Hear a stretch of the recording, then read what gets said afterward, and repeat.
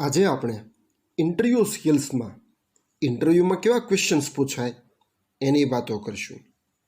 મોટાભાગના લોકોને ઇન્ટરવ્યૂ આપતા જતી વખતે સૌથી પહેલી મૂંઝવણ આ છે: મને શું પૂછશે, કેવા કેવા પ્રશ્નો પૂછશે, આ પ્રશ્નોના જવાબ હું કેવી રીતે આપું. આ બધી મૂંઝવણો હોય છે. આનો એક ઉકેલ છે કે આપણે ઇન્ટરવ્યૂમાં જતાં પહેલાં એ સમજી લઈએ કે કેવા કેવા પ્રકારના પ્રશ્નો હોઈ શકે. એટલે જો એ સમજાય તો આપણું કામ સરળ થાય, એટલે કે આપણે જવાબ આપવા માટે થઈને તૈયાર હોઈએ. તો વાત કરીએ કેવા પ્રકારના ઇન્ટરવ્યૂમાં પ્રશ્નો થાય. તો આ પ્રશ્નો શું કરવા એ લોકો પૂછતા હોય? આપણે જાણીએ છીએ કે આપણે એમને બાયોડેટા આપ્યો છે, પણ બાયોડેટા આપણા વિશે બધું જ કંઈ માહિતી આપતો નથી.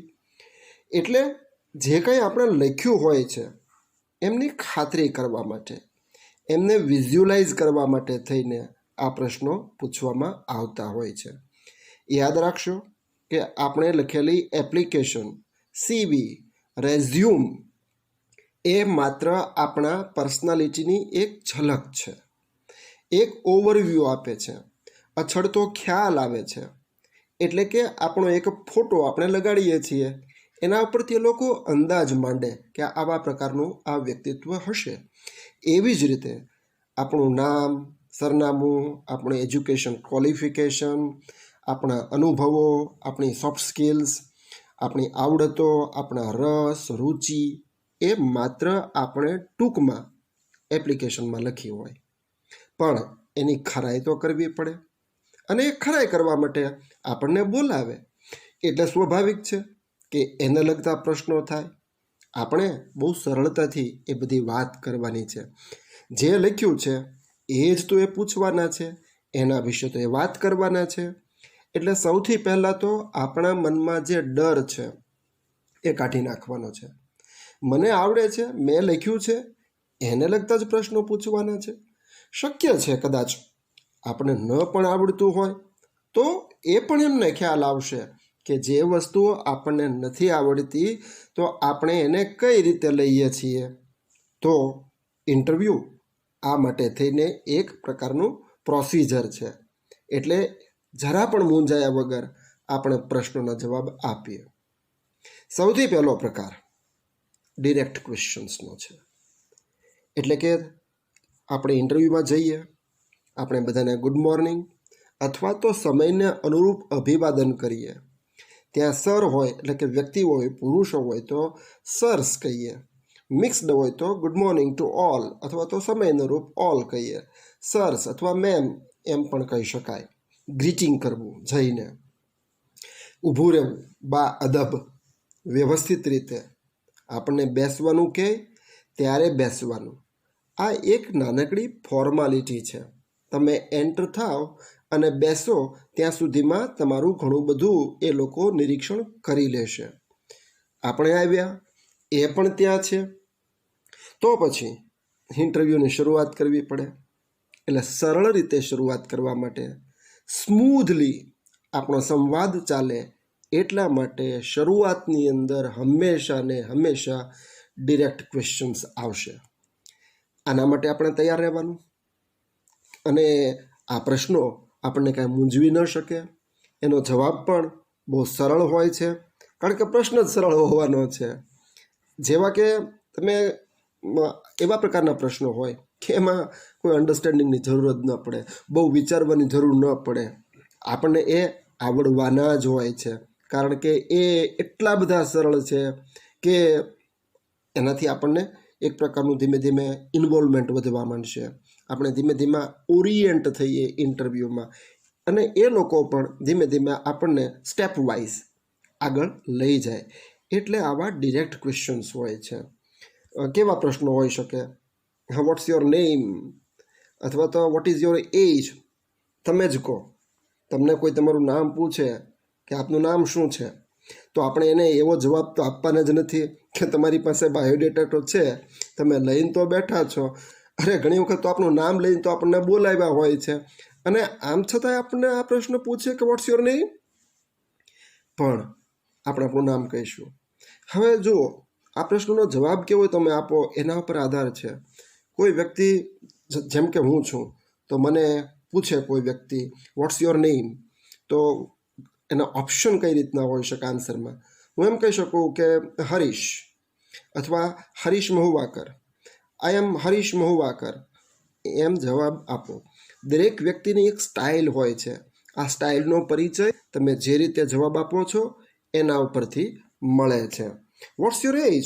તમને લાગે છે કે આમાં કંઈ આપણે બહુ વિચારવું પડશે, આપણને આ પ્રશ્ન મૂંઝવી દે? પણ આવા 4 થી 5 પ્રશ્નો પૂછાય અને આપણી વાત આગળ ચાલે. યાદ રાખજો કે આપણે જેવા એન્ટર થયા એટલે એક પ્રકારનું હળવું વાતાવરણ ઊભું કરવા માગે છે. તમારે એ પણ યાદ રાખવાનું છે કે ઇન્ટરવ્યૂ લેનાર લોકો કંઈ તમને મૂંઝવવા નથી માગતા. હા, મૂંઝવશે તો ખરા જ, પણ એનો સમય આવે ત્યારે. હજુ તો આપણે મહેમાનની જેમ આવ્યા છીએ એટલે ઇન્ટ્રોડક્ટરી મેટર્સ થાય. એટલે આવા 4 થી 5 પ્રશ્નો આવવાના જ છે. એના પણ માર્ક્સ હોય છે. આ વખતે પણ આપણું નિરીક્ષણ થતું હોય છે. દરેક વ્યક્તિ આપણા હાવભાવ જોશે, આપણી ભાષા જોશે, આપણે કેટલા સ્વસ્થ છીએ, આ બધું આવા પ્રશ્નોમાંથી પણ નોંધાતું હોય છે. એટલે આવા પ્રશ્નોનો જવાબ પણ આપણે યોગ્ય રીતે આપવો જોઈએ. અવગણવાના નથી, સરળ છે એટલે. તો આ પહેલા પ્રકારના પ્રશ્નો છે. એ પછી ઓપન ક્વેશ્ચન્સ આવે છે. ઓપન ક્વેશ્ચન્સનો મતલબ એવો થાય કે તમને એવા પ્રકારના પ્રશ્નો પૂછાય કે જેમાં તમે ડિટેલ્સ આપી શકો. એ તમારા ઉપર નિર્ભર રાખે છે કે તમે કેટલી માહિતી આપો છો, કેવી રીતે આપો છો. હકીકતે આવા પ્રશ્નનો હેતુ તમારામાં શું પડેલું છે એ જાણવાનો હોય છે. કારણ કે તમે જેટલી વાત કરશો એ જ રીતે તમારી પર્સનાલિટી બહાર આવતી જશે. તમારા હકારાત્મક કે નકારાત્મક વિચારો છે એની જાણકારી મળશે. તમે આશાવાદી છો કે નિરાશાવાદી છો, તમે મૂંઝાઈ જાઓ છો કે રિલેક્સ્ડ રહ્યો છો, તમારું બેકગ્રાઉન્ડ કેટલું તમે કામમાં લો છો, તમને કેટલું જ્ઞાન છે, આ બધું આવા પ્રશ્નોનો આધાર છે. એટલે આના માટે પણ તૈયાર રહેવાનું છે.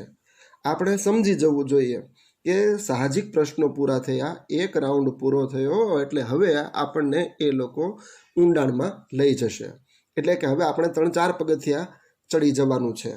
એટલે આવા પ્રશ્નોને આપણે શક્ય હોય ત્યાં સુધી યોગ્ય રીતે લંબાણપૂર્વક એ જવાબ આપી શકાય. લંબાણપૂર્વકનો અર્થ અહીંયા એટલો છે કે તમે કમસે કમ 50 શબ્દો, 100 શબ્દો, એકાદી મિનિટ, 2 મિનિટ એવું લઈ શકો.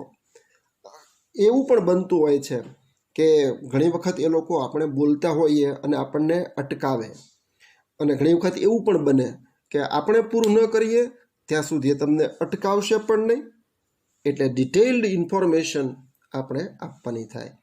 આવા પ્રશ્નો પૂછે, can you say something about your educational background, અથવા what is your working style.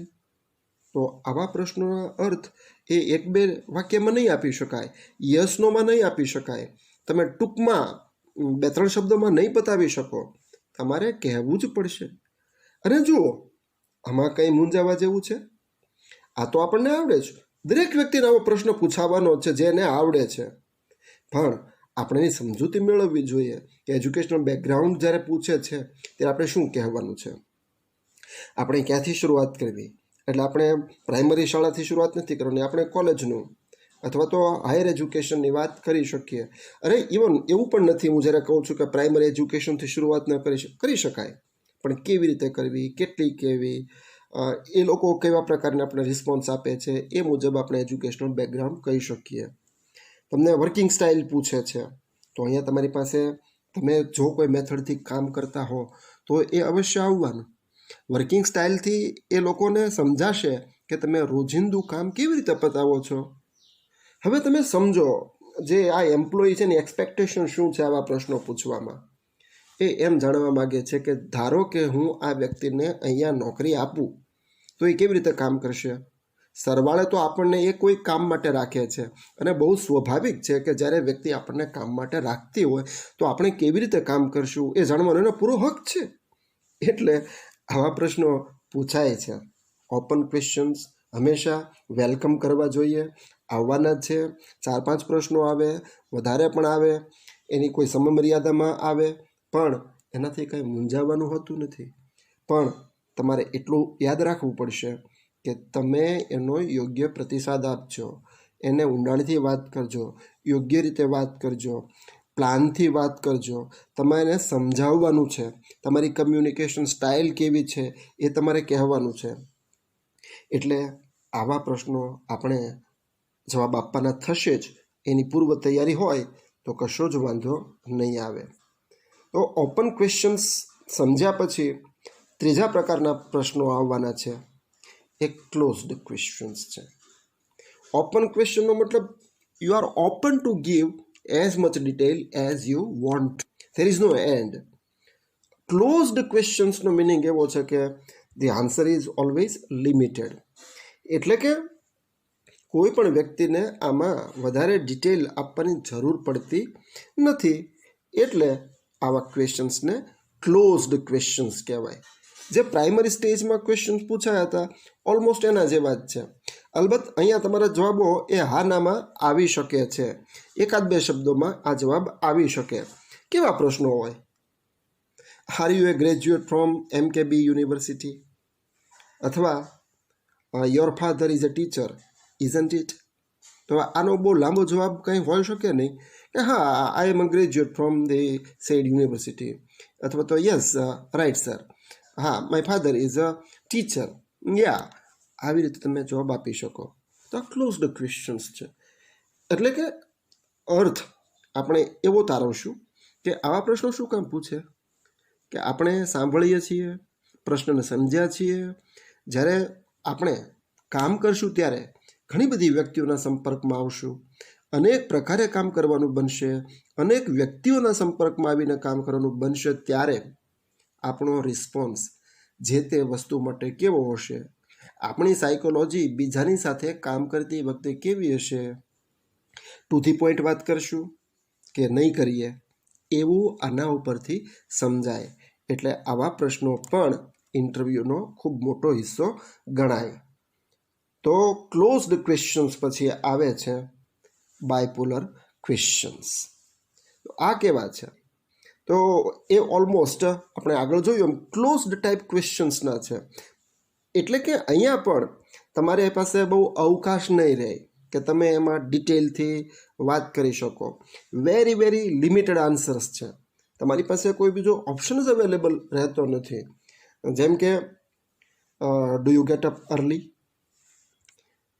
When will you join? આવા સિમ્પલ ક્વેશ્ચન્સ તમારી સામે મૂકવામાં આવે અને એ રીતે કેન્ડિડેટને જાણવાની કોશિશ કરવામાં આવે.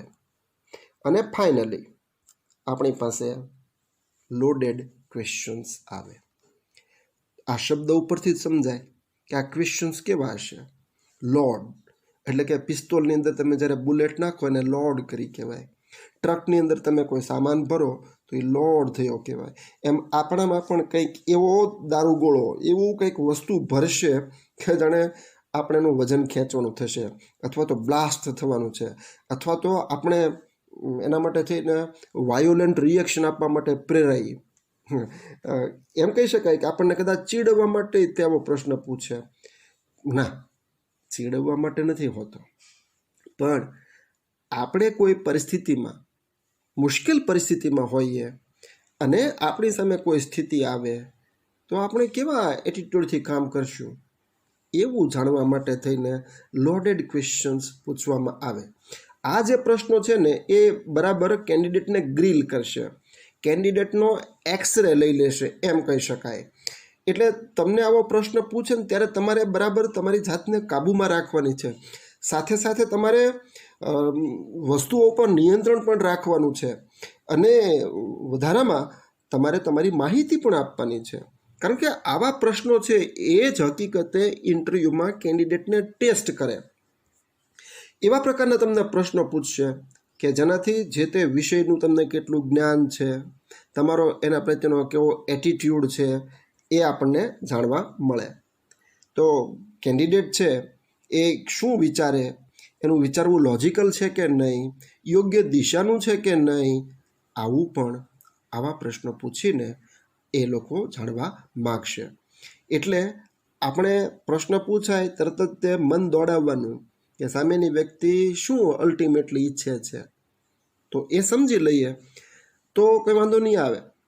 અને આવા પ્રશ્નો પૂછાય ત્યારે 2-3 પળ, સેકન્ડ્સ, 4-5 સેકન્ડ પણ તમે વિચારવાનો સમય લઈ શકો છો.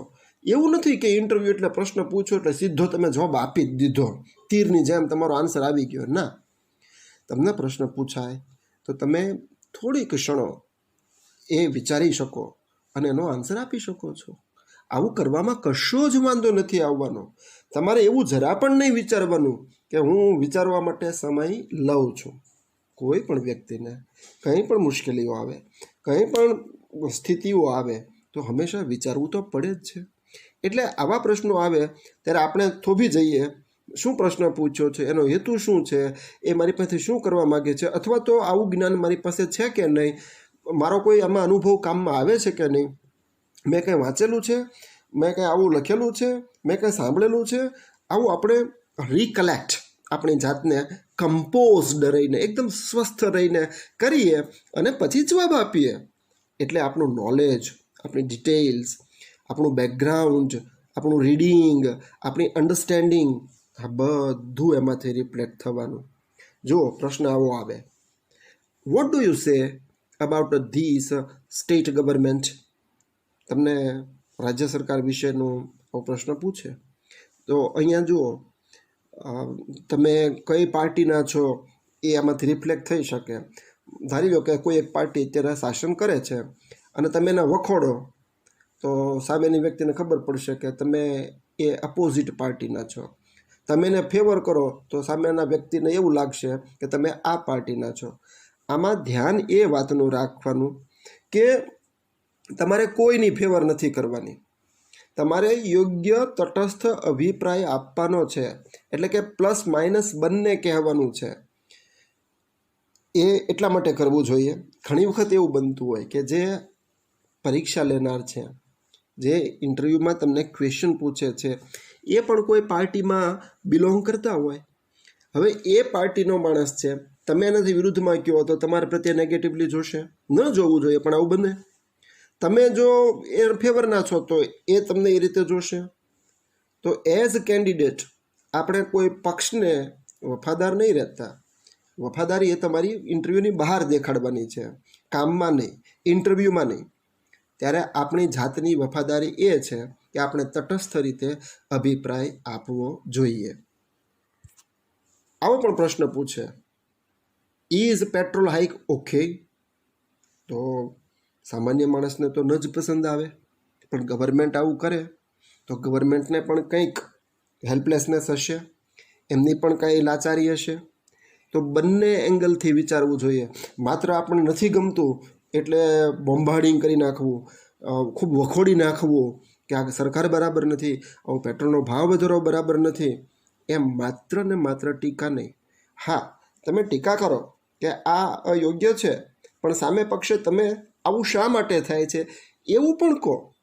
આવું કહેવાથી ઇન્ટરવ્યૂ લેનાર છે એને બરાબર સમજાશે કે તમે બંને દિશામાં વિચારો છો, બંને દિશાઓનું તમને જ્ઞાન છે.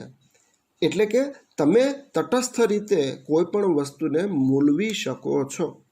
આવું તમારે એને પ્રતિપાદિત કરાવવાનું છે, કન્વિન્સ કરાવવાનું છે.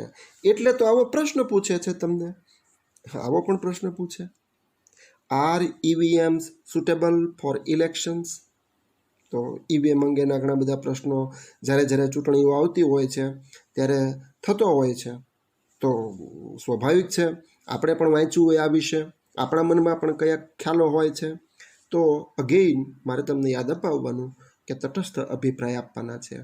એટલા માટે જુઓ, આના પ્રશ્નોનો જવાબ એ એક પ્રકારનું દારૂગોળા સમાન છે, બ્લાસ્ટ સમાન છે. વ્યક્તિ ધારે તે કહી શકે, ઉમળકો અંદરનો અથવા તો રોષ, બળાપો કંઈ પણ આવી શકે છે. ઘણી વખત તો આપણને ગમતો ટોપિક આવી જાય તો આપણે બહુ ખુશ થઈને પણ વાત કરી દેતા હોઈએ છીએ. આ બધું ઇન્ટરવ્યૂનું એક પ્રોસેસનો ભાગ છે. એટલે આવું તમને પ્રશ્નો પૂછાય. ખેર, તો આવા પ્રશ્નો, આ ટાઈપના પ્રશ્નો જો અગાઉથી આપણને ખબર પડી જાય કે આવું આવવાનું છે, તો હું કેવી રીતે તૈયાર રહું, તો આપણા જવાબો આપણે કેરફુલી આપી શકીએ. ખબર હોય પ્રશ્નો કેવા પ્રકારના પૂછાશે તો આપણે એ મુજબ તૈયાર થઈ જઈએ અને રાઈટ અને રોંગ વિશે આપણે વિચારી શકીએ અને સરવાળે આપણે એને બેલેન્સ્ડ વ્યૂઝ આપી શકીએ છીએ. કોઈ એક્સ્ટ્રીમ પોઈન્ટ પણ આપણે કહેતી વખતે બરાબર વિચારી લેવાનું. શક્ય હોય તો છેવાડાના જવાબ, એકદમ અંતિમ કોઈ બિંદુ આપણે પસંદ ન કરવું. કોઈ વ્યક્તિ છંછેડાઈ ન જાય, સામેની વ્યક્તિ, એ આપણે જોવાનું. કારણ કે ઘણી વખત આપણે કહેવામાં એ ખ્યાલ નથી રહેતો કે સામેની વ્યક્તિઓની પણ લાગણી હોય છે, એ પણ હ્યુમન બિંગ છે, એને પણ કોઈ પોતાની વિચારધારા હોય છે, એમને પણ કોઈ ધર્મ, એક પોશાક કે ખોરાક એ અંગેના ખ્યાલો હોય. તો એ છંછેડાઈ ન જાય એટલે આપણે કેરફુલી એને અવોઇડ કરવા, એટલે કે એવા અંતિમ બિંદુ ઉપર પ્રશ્નનો જવાબ ન આપવો. ખેર, તો આવી રીતે તમે જો પ્રશ્નોના જવાબ આપી શકશો તો તમારું ઇન્ટરવ્યૂ ડેફિનેટલી સ્મૂધલી ચાલવાનું છે. ડેફિનેટલી તમે સામેની વ્યક્તિને તમારું વ્યક્તિત્વ એ કન્વિન્સ કરાવી શકશો. તમે આ કામ માટે યોગ્ય છો એની ખાતરી કરાવી શકશો. તમે જે લખ્યું છે એ મુજબ જ તમારામાં બધું એ જોવા મળે છે એવું તમે કરી શકશો. અને આમ થયું તો ધેર આર ચાન્સીસ કે તમને નોકરી માટેની એક તક ઊભી થાય છે. યાદ રાખજો કે આ એક સ્ટેપ છે. ઇન્ટરવ્યૂ સારું ગયું તો શક્ય છે કે તમને નોકરી મળે પણ કદાચને બીજો કોઈ તબક્કો હોય, જેમ કે ઘણી વખત ઇન્ટરવ્યૂ છે એના પછી ગ્રુપ ડિસ્કશન પણ રાખવામાં આવતું હોય છે. આપણે એ નેક્સ્ટ વિડીયોમાં ચર્ચા કરીશું. પણ ધારી લો કે ગ્રુપ ડિસ્કશનમાં તમારે જવાનું થાય છે, તો અહીંયા તમે સફળ થયા છો તો તમને ત્યાં જવા મળે છે. આ સ્ટેપ તમે ચડ્યા છો તો બીજા સ્ટેપ તરફ તમે જઈ શકશો. પણ ધારો કે કોઈ એવો સ્ટેપ નથી અને આવી રીતે તમારું ઇન્ટરવ્યૂ સરસ રીતે તમે આપ્યું તો જોબ ઇઝ યોર્સ. વેલ, તો આવી રીતે તમે પ્રશ્નોના જવાબો તૈયાર કરજો, આ અંગેની સમજૂતી મેળવજો. Thank you very much. Have a good day.